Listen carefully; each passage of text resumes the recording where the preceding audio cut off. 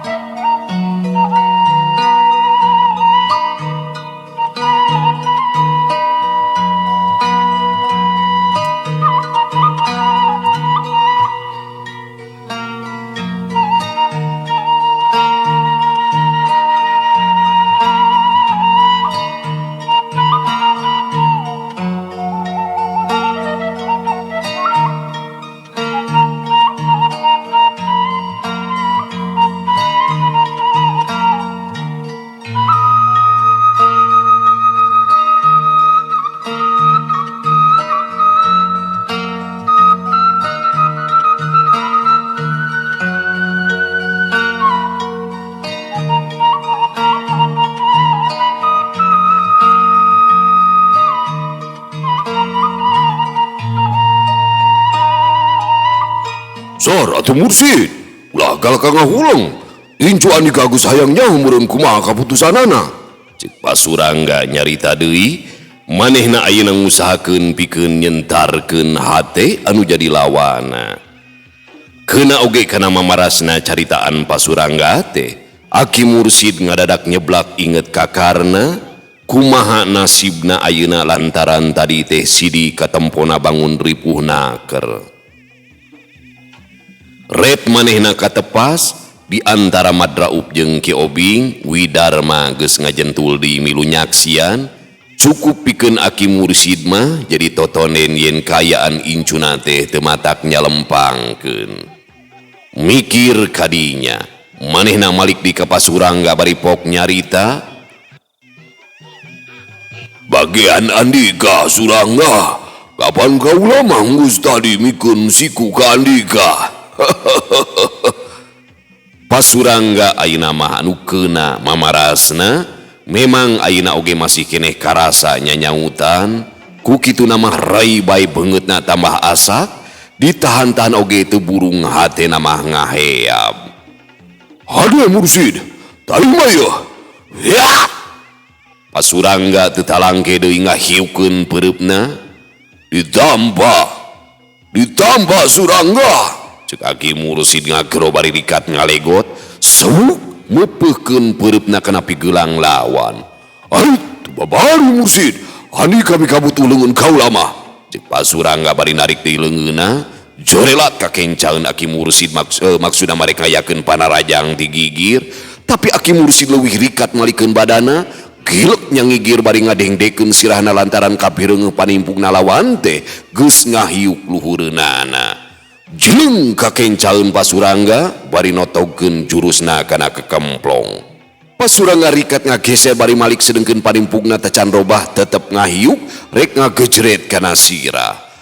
Aki Mursid ngageser, terus panimpuk Pasurangga teh ditakis, jorelat deui kagigir bari nyamberkeun dua curugna kana iga burung.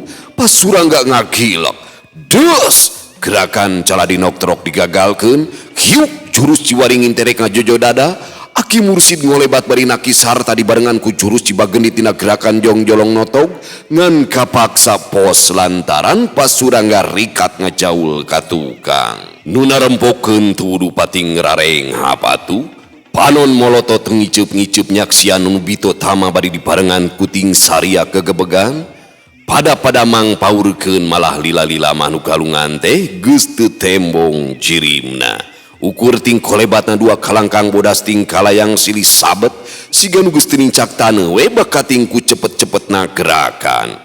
Sanajan bener harita teh bulan tacan tembong, tapi kaayaan langit kacidabeng rasna bersih dipapaesan kumang rebu-rebu bentang anu tingkartip, anu keur bito tama padungdung rebut umur teh bisa oge katiten sanajan ngan saukur mangrupa gerakan-gerakan anu ting plesat, teu beda we ti kolebatna haseup. Ongkoh deui boh Aki Mursid boh Pasurangga harita pada ngagunakeun pakaian anu sing sarua bodas. Ongkoh-ongkoh anu tarung beki jojo, atuh anu nyaraksian kalah beki mohon pikeun ka saurang oge eueuh nu ngadenge waktu nini amah gegerowan di jero imah, lantaran mireungeuh karna waktu tadi hudang manehna luncat kaluar tina jandela. Mimitina mah keur waktu karna muka jandela, nini amah teh teu ieuh barang geureuh. Disangkana mah bisi incuna teh ngarasa hareudang, tapi barang katempo karna naik, nini amah ngarasa kaget, tacan oge nini amah muru kana janela bari gegerowan, tapi karna ulah boro-boro ngalieuk, nembalan oge henteu. Anu saterusna ngerles kanu poe, geus kitu mah nini amah teh ngagentak nyampeurkeun ka tepas anu maksudna marek ngabejaan ka Aki Mursid, tapi barang mireung anu jadi salaki keur jojoh diadu jeung anu jadi lawana, nini amah teu waniun ngagorowok lantaran tangtu matak ngabahayakeun kana kasalametan Aki Mursid. Ku kituna manehna gancang Noel Widarma supaya nuturkeun ka jero imah, Darma, tulungan ini. Cek nini amah nyaritana pegat-pegat. Aya naon ini? Aya naon ieu teh? Cek Widarma nanyana sewot mireung nini amah gegeumeueunaker. ngareret ka urut tiukna karena geus kosong. Teg bae tangtu sobatna teh katutuluyan.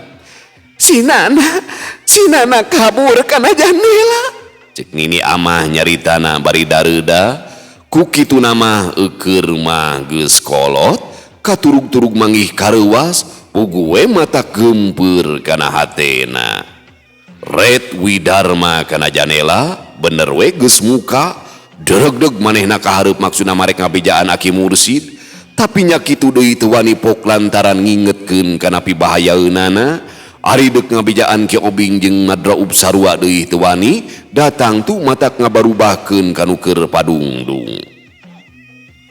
Geus kitu mah dereg-deg bae Widarma teh ka jero deui, jeleng bae manehna ngaluncatan jandela terus ngaberbat ku kurubutan kanu bala, bari luak dieu susuganan karna teh teu kebat lumpatna. Manehna gegeruan, sorana rada dipegeg, tapi karna luput eueuh nembalan. Geus kitu mah Widarma kebat muru jalan rondaan anu ngabulungbung ka Cihike, heg deui manehna guda gero, geus karuhan karna taya nembalan, berengbeng bae manehna lumpat ngabig-brig mapai jalan anu terus ka Cihike, bari teu kendat ururat reret sugan bae karna teh tacan jauh lumpatna. Ngadadak reg Widarma eureun lumpatna, ras manehna inget ka Aki Mursid nu harita keur padungdung keneh jeung Pasurangga. Hatena jadi melang oge sok sieun Aki Mursid teh teu kuat ngayonana anu jadi lawana. Turug-turug ras deui inget ka Ki Jatun, sok sieun ngalakukeun tindakan kokoroyokan, bener aya Madraub jeung Ki Obing, tapi naon hartina lamun dibandingkeun jeung Ki Jatun, turug-turug ditamah deui ku Darwita mangrupa tanaga bantuan anu cukup lumayan teu bisa dianggap enteng. Widarma tungtung namah mandeg mayong, kaditu berat ka dieu melang, tapi ras deui inget kana pamadeganana Ki Jatun anu ngabogaan sifat satria, tong boromah main koroyok, ngabongohan oge manehna mah dipahing pisan. Inget deui kana wewesena Aki Mursid, sanajan bener Pasurangga teh dina urusan bitotama mah kaitung hebat oge, tapi waktu tari padungdung jeung karna bisa oge disebutkeun saimbang. Ku kituna Widarma percaya sagemblengna yen Aki Mursid teh moal nepikeun katitih kunu jadi lawana. Mikir kadinya, hatena ayeuna jadi buleud rek neruskeun neangan karna sugan bae bisa kasusul di jalan da moal ka mana lumpatna, pasti karna teh ngablesat ka Garut rek kagadog ngadatangan indung bapana. Dereg-deg bae Widarma lumpat geus teu nguruskeun deui ka cape. Barang anjog ka Cihike, manehna nempo jalma anu keur ting rariung sisi jalan, heg ku manehna disampeurkeun, kabeneranna teh di antara aya nu wawuhnya eta Madrawi anu harita keur lakon gawe ngaronda, atuh pok bae ditanyakeun sugan bae manggihan karna ngaliwat. Tapi luput saurang oge nu manggihan, mangkaning cenah caricingna di dinya teh ti sore kene. Jadi lamun bener karena ngaliwat kelebadinya pasti kusararea oge bakal kanyahoan. Geus karuhan menang katerangan anu jelas sarta beunang dipercaya, Widarma kandeg ngan sametinya neangan karna teh. Saterusna manehna balik deui, lempangna ngalenghoy semu teunangan. Eukeur mah cape meureunnan, turug-turug bingung mikiran karna kamana jigna. Saja jalan uteukna teu boleh muter dipake mikiran nu jadi sobat, pang-pang namah ngarasa teu ngarti naon sababna pangna kabur. Oge kapan kaayaan dirina teh sasatna keur teu sehat, nya ieu pisan anu ngajadikeun Widarma ngarasa bingung sarta kamemelangan. Pamiarsa sadayana, Aki Mursid anu padungdung keneh jeung Pasurangga seeutik oge teu nyangka yen karna teh geus ngabelecet ti imahna sarta manehna teu nitenan yen Widarma geus nyingkah ti buruan pada ngejati imah nu maksudna mah rek nyusul karna. Boh Aki Mursid boh Pasurangga saknyana mah geus pada ngahegak, napasna nyenen kemis, tapi mun leukeun dititenan mah sanajan itu ieu masih nembongkeun gerakan-gerakan anu tetep ringas sarta rancingeus, dina tanaga mah tetela Pasurangga geus loba morosotna, lain dumeh tanaga Aki Mursid leuwih rosa leuwih bedas tibatan nu jadi lawan, lantaran duanan oge dina patelakna mah beunang disebutkeun hanteu gumantung kana tanaga, tapi estuning ngandelkeun kakesitan sarta keahlian dina engguning nyusun panarajang atawa ngepeskeun serangan lawan. Ngan kayaan badaniah Pasurangga memang daya tahan teh geus jauh ngurangan akibat gempuran karena tadi dina gerakan si pecat nyawa. Waktu Pasurangga ngolebat ka gigir bari dibarengan ku gerakan banteng ngagadil anu maksudna mah rek ngahantemkeun sikuna kana iga burung anu saterusna bakal mupeuh kana sirah lawan.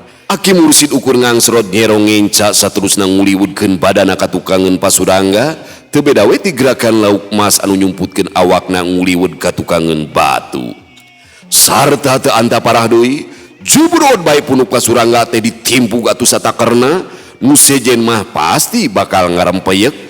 Tapi Pasurangga mah memang kuat palawargi, manehna sanajan bari ngagigeg ngagentak mundur sarta bari nunjelkeun sikuna ka tukang anu teu mingge deui ngageduk kana angeun Aki Mursid.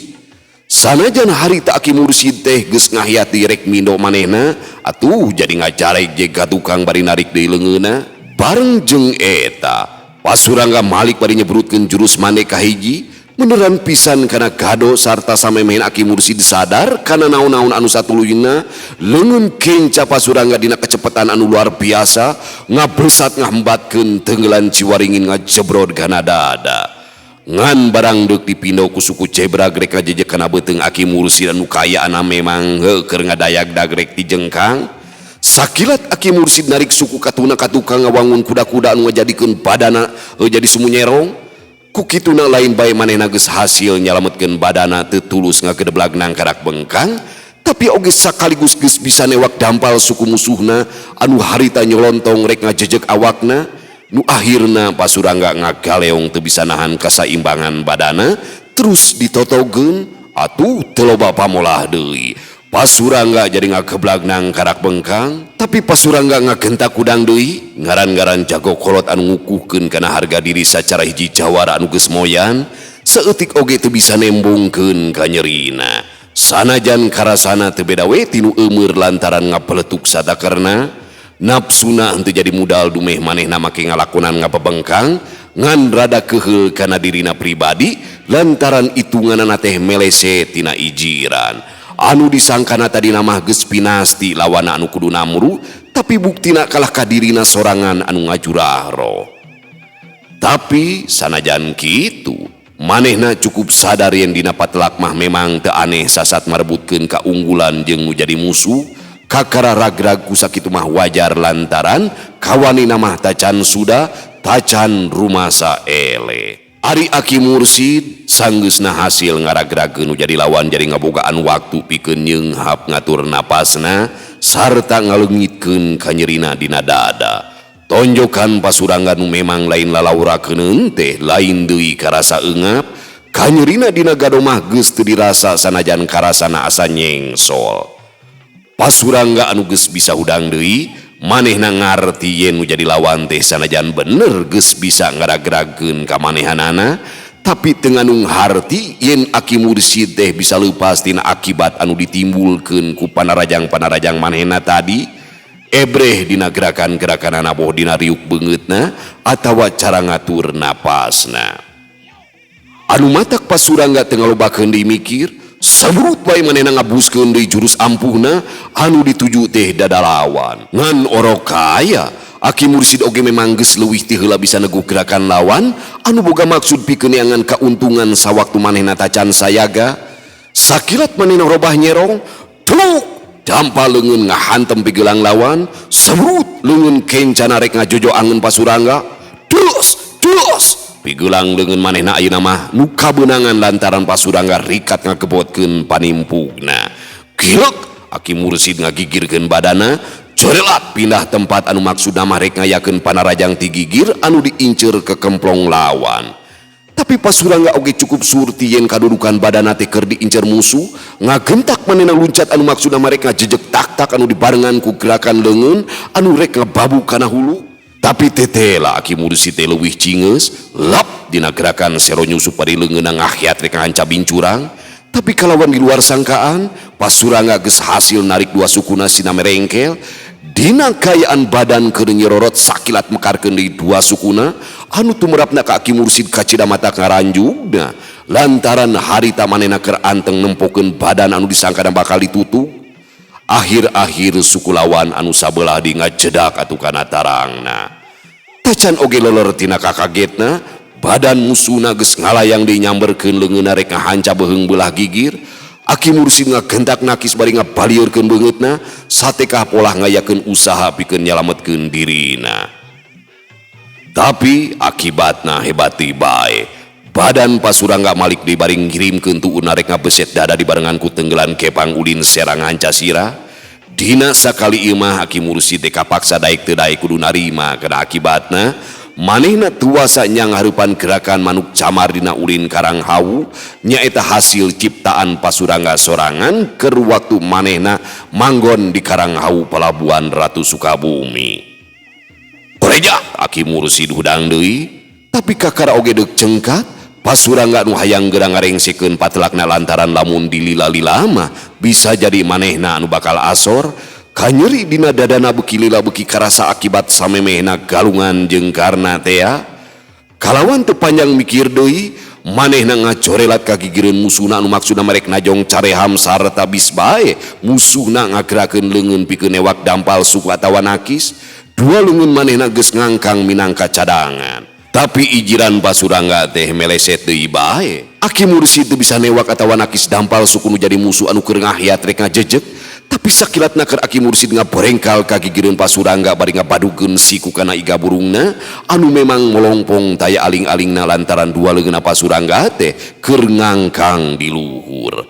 Atuh teu tempo deui ari geduk badan Pasurangga jadi nyangeyeng sarta ngadalik degrek labu lantaran suku keur napak sabeula. Di dieu geus bisa kaukur yen gerakan Aki Mursid leuwih cepet tinu jadi lawana. Dina kayaan badan Pasurangga dengdek kene, badan Aki Mursid sagilek malik curela. Dua leungeunna patutur-tutur ngajojo badan Pasurangga anu keur kosong deui bae lantaran dua leungeunna keur roroesan dipake nahan kasaimbangan badan anu keur oleng rek labu. Atuh teu antapani mah di Bandung. Atuh teu antaparah deui. Duk leungeun kencana dina gerakan jongjolong notog tengah hanca dada. Jeus dua ramo leungeun katu Aki Mursid dina gerakan caladinok trok ngahantem kana beheung.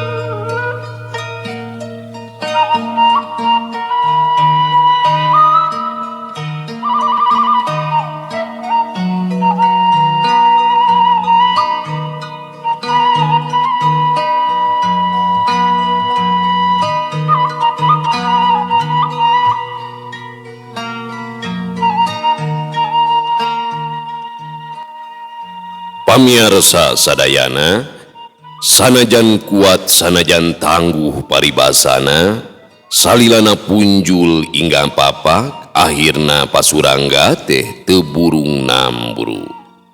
Getih nyebrot tina sungut akibat timpugan anu ngahanca kana dadana, ngan alusna teh tatu dina beheungna mah teu sakumaha parna, lantaran Aki Mursid dina ngagunakeun gerakan caladinok trok teh henteu sapinuhna tanaga, masih keneh dipikirkeun pibalukareunana. Geus karuhan Pasurangga teu usik deui, Aki Mursid ngagentak nyampeurkeun. Heg Pasurangga teh dicengkatkeun sinadiuk. Tetela masih keneh eling Pasurangga teh. Ngan kusabab manehna ngaranapan gempuran lawan anu memang kacida hebatna, sigana teh Pasurangga geus moal bisa menyat deui. Red Aki Mursid katepas anu temong ukur madraup jeung keobing teu jauh tina golodog. Heg manehna mere isarah supaya dipangnyokodkeun cai, anu diisarahan surti kojengkang madraup ka dapur dina ngurunyungna deui kaluar teh geus mawa cai enteh dina cangki reseng. Langsung manehna nyampeurkeun ka Aki Mursid song cai teh dibikeun. Leut heula yeuh Basurangga, cek Aki Mursid bari ngantelkeun cangkir cai enteh kana biwirna Basurangga. Teu kudu dititah ngadua kalian, lagu bae Basurangga teh nginum bangun mohonaker, da eta we cai sacangkir teh meuni langsung beak. Moalna naon Basurangga? Asal andika istirahat anu cukup, oge tatu dina beheung teu matak teuing hariwang. Aki Mursid nyarita deui bari neuteup ka urut lawana anu masih keneh diuk bari kumanehna disangkeh pundukna.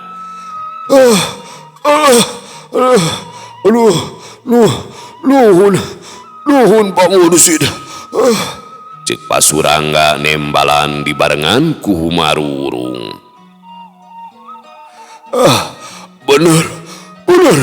Bener hebat.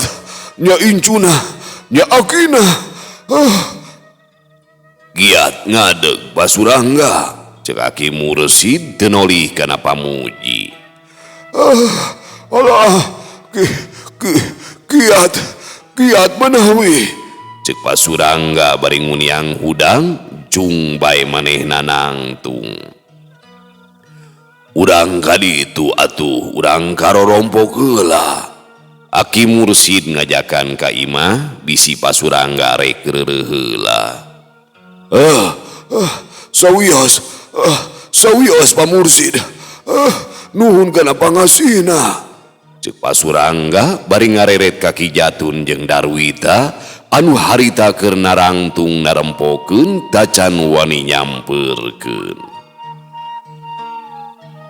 Ki Jatun surti koloyong manehna nyampeurkeun ka guruna bari dituturkeun ku Darwita, sajeroning nyalampeurkeun teh panuna mah teu boleh ngareretan ka Aki Mursid, rada kaget oge anu tadi patelak bangun anu geus pada nekad pikeun silih arah pati, ayeuna bet jadi adegan bet teu siga-siga jeung musuh we. Urang balik we Jatun, cek Basurangga bari ngareret ka muridna. Mangga Pak Mursid. Saterusna Basurangga ngajakan satengah amitan. Sumuhun. Mangga ari teu keur sasindang heula mah wilujeng angkat.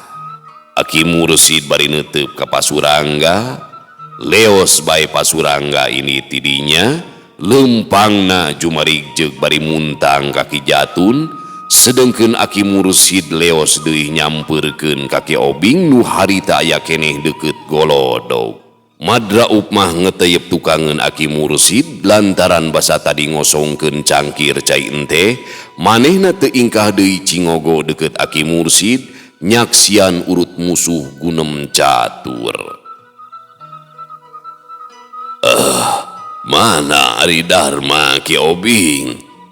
Aki Mursid nanyakeun Widarma, ari kakarna mah teu nanyakeun da pasti aya di jero imah.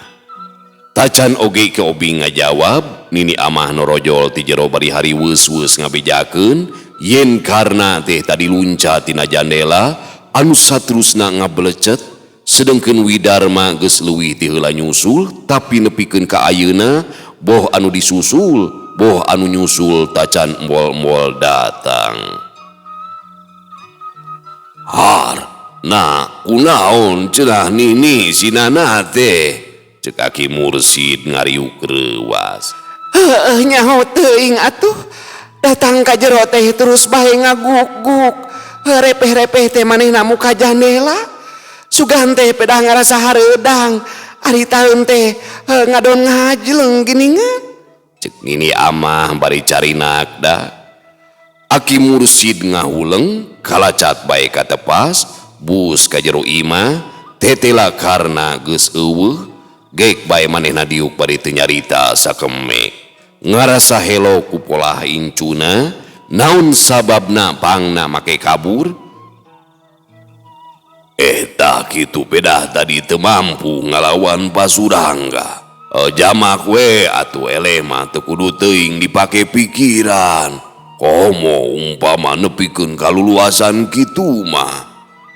Kitu gerentes hate Aki Mursid.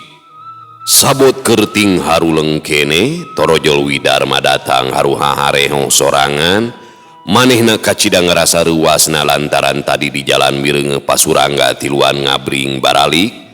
Sanajan katempona Pasurangga bangun ripu, tapi manehna teu kudu ngarasa hariwang oge sok sieun Aki Mursid tinemu jeung bobor karahayuan teu kuat ngalawan ka Pasurangga.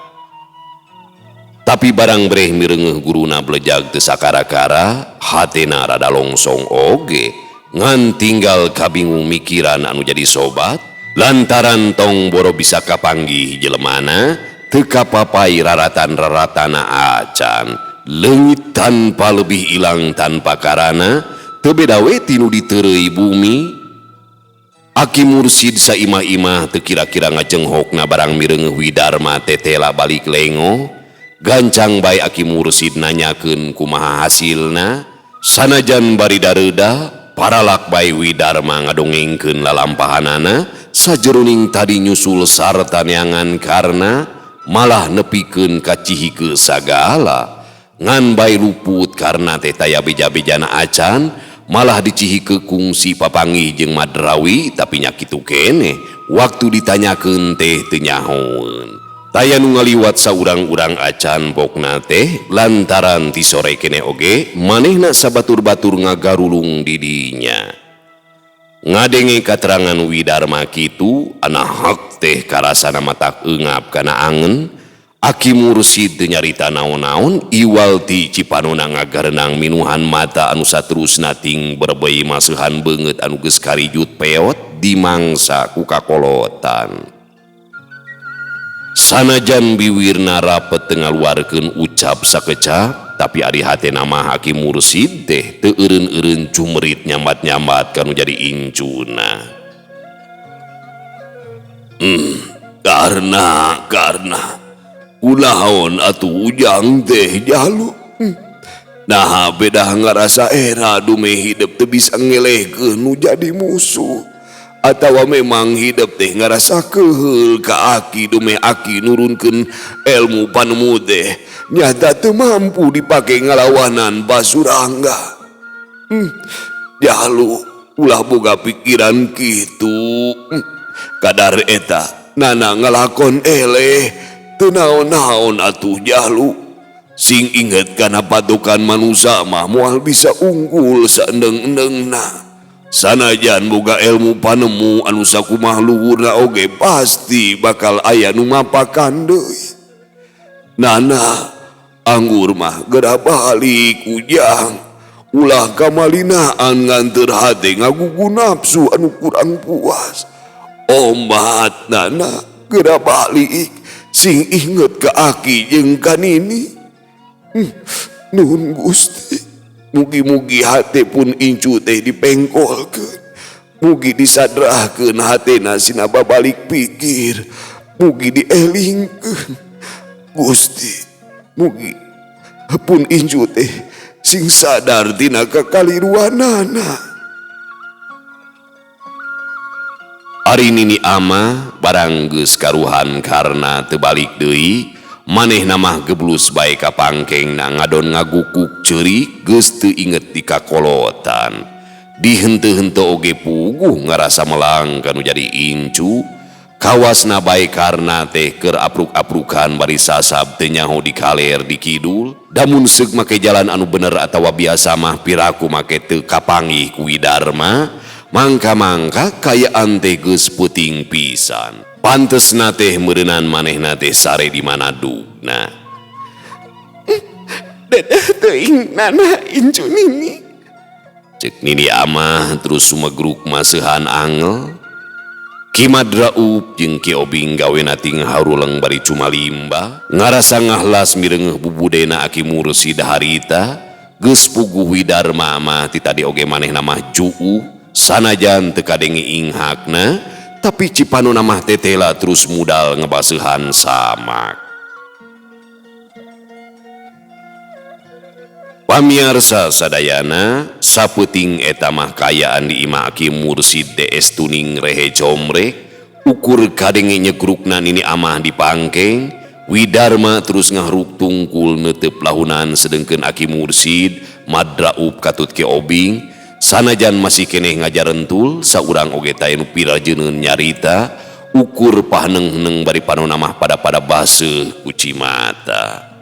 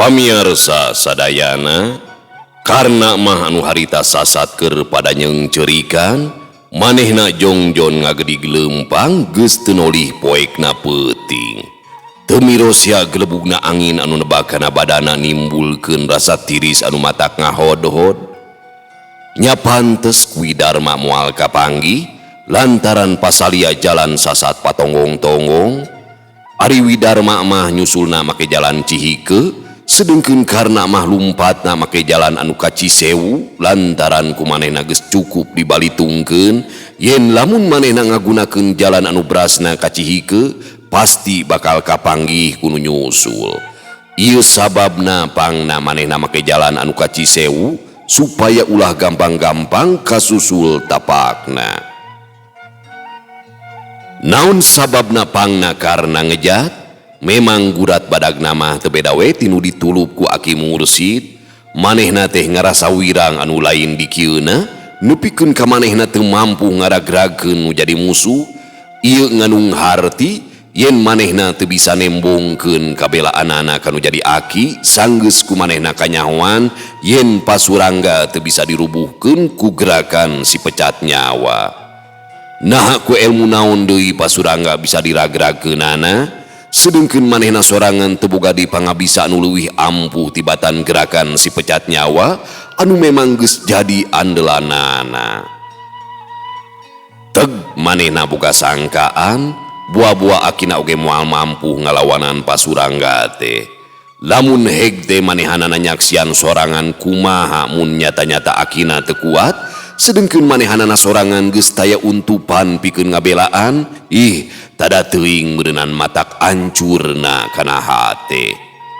Ieu sababna pangna manehanana ngejat anu saterusna manehna rek tolab elmu deui kanu sejen ngandelkeun ti akina mah geus moal aya deui elmu panemu anu bakal diharepkeun anu ampuh ngaleuwihan gerakan si pecat nyawa. Kamana tujuan karena anu sabenerna atuh ngan ukur rek nuturkeun indung suku kagadog oge taya pikiran lantaran anu jadi bapana nyaeta Pasuta kumanehna geus kairong moal bisa dikumaha pikeun nyumponan pangabutuhna. anu matak gilig pikirna manehna moal wakabalik boh kagado boh kabunggulang lamun manehna tacan menangkeun deui pangawuruh anu sakirana beunang diandelkeun pikeun yang hareupan deui pasurangga anu geus kungsi jadi lawana sarta anu karasana kacida beratna. Laina naon tapi ngan samata-mata manehna terek ngebrehkeun kabelaanana kanu jadi akina anu geus teu we boga sangkaan tangtu akina teh moal kuateun ngalawan pasurangga.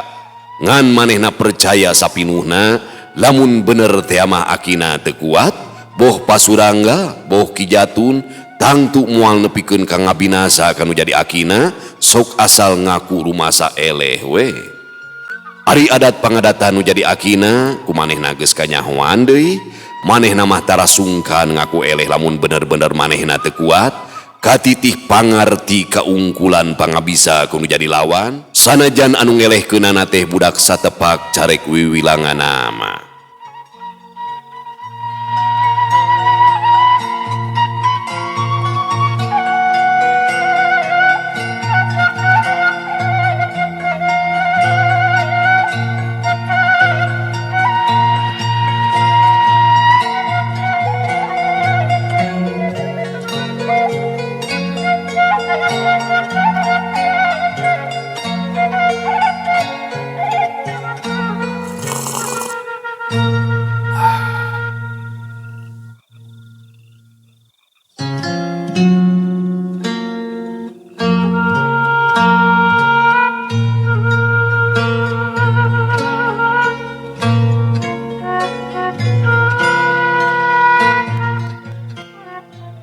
Pamiarsa sadayana di mana ayana kahayang pasti bakal manggih jalan sok asal daek ikhtiar saperti anu keur dilakukeun ku karna ayeuna manehna teh sasat keur ngajalankeun ikhtiar dina lumakuna teh geus teu mikirkeun kana kacape geus teu ngingetkeun kumaha tarahalna jalan anu disorang carek wiwilanganna mah hirup neut paeh hos teh sanyana hirup dinuhun paeh dirampes sagalana geus pasrah kumabehna estuning dahar sakapanggihna sare di manadugna teh sanyana antukna manehna anjog ka hiji lemur singkur anu ayana di suku Gunung Wayang reureuh heula sakedeung di sisi lembur pepes kesang init deui estuning teu puguh tujuan ka mana anu rek disungsi anu maksud tadi gengan sakadar rek nuturkeun indung suku bari sugan manggih bongbolongan sarta pidu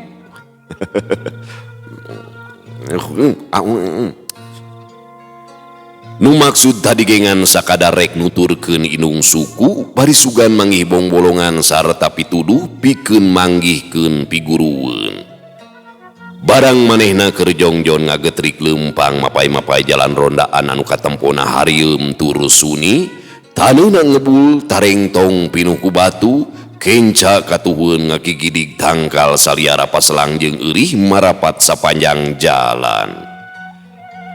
Ari breh teh hareupeunana rada anggang kene sarta katempona samar-samar loba jalma anu ting serbet sarta cungjeleng laluncatan tapi tetep teu ingkah di tempat. Malah tempo-tempo ngakulung nimbulkeun kekebul taneuh-taneuh beudug nambah-nambah samar dedeleuan.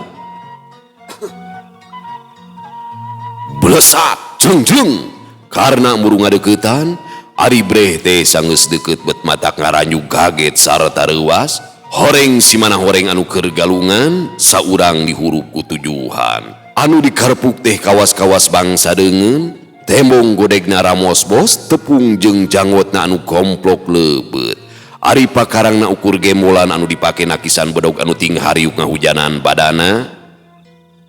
Karena sajongjonan mah ngacengjen nempokeun rada oge ngarasa kaget kumireungeuh gerakan si Ramos bos dina cungcat cangcut. Karena sajongjonan mah ngajengjen nempokeun rada oge ngarasa kaget kumireungeuh gerakan si Ramos bos dina cungcat cingcetna teh nyaeta ngepeskeun panarajang sarta dina sakalieun manehna nyabet ku gembolanana katempona teh asa aneh naker.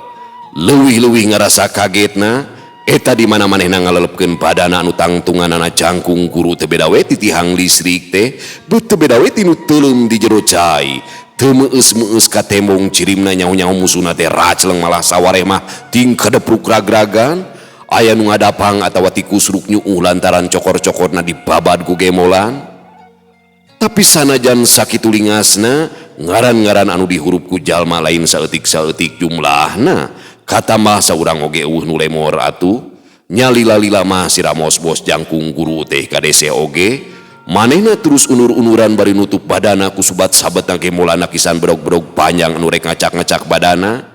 Aduh ngadadak si Ramos Bos teh ngagero sing horeng gemolanana amuradul ditobros ku congo bedog eusina awur-awuran jeleng manehna luncat ka tukang hiji-hijina jalan pikeun nyalametkeun dirina lantaran gembolanana ayeuna mah geus teu bisa digunakeun deui. Tapi teu ku hanteu manehna nincak batu ceklek bae ti jalike geus teu bisa ditahan-tahan deui badana ngagebru labuhna diu bareng jeung si Ramos Bos namru bari dua leungeunna nahan kana taneuh bedog-bedog lawana ting hariuk rek ngawut-ngawut badana. Si Ramos Bos ukur bisa ngangkat leungeunna sabelah dipake mindingan beungeut sedengkeun panonna peureum teu kaduga mirengeuting parasatna seseukeut bedog anu geus tangtu bakal jerus-jeres ngahujanan badana.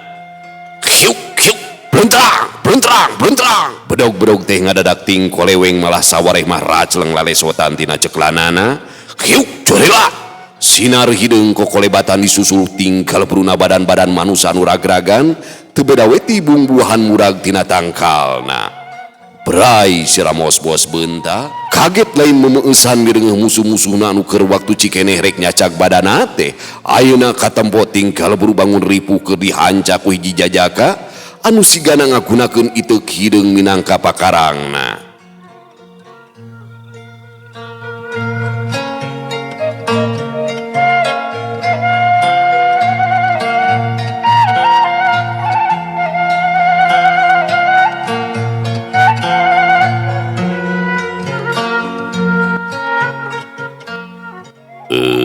Pamiarsa sadayana waktosna geringan parantos teu nyekapan deui cag urang tuna ilalakon siruyung kawung teh insyaallah kin urang lajengkeun dina episode salajengna. Bobot sapanon carang sapakan cag urang tuna dihanyuang siang urang teuneun dihaneuleum sieum paranti nyokot ninggalkeun mangsa datang kasampeur deui. Wallahu muwaffiq ila aqwamit thoriq. Wassalamualaikum warahmatullahi wabarakatuh.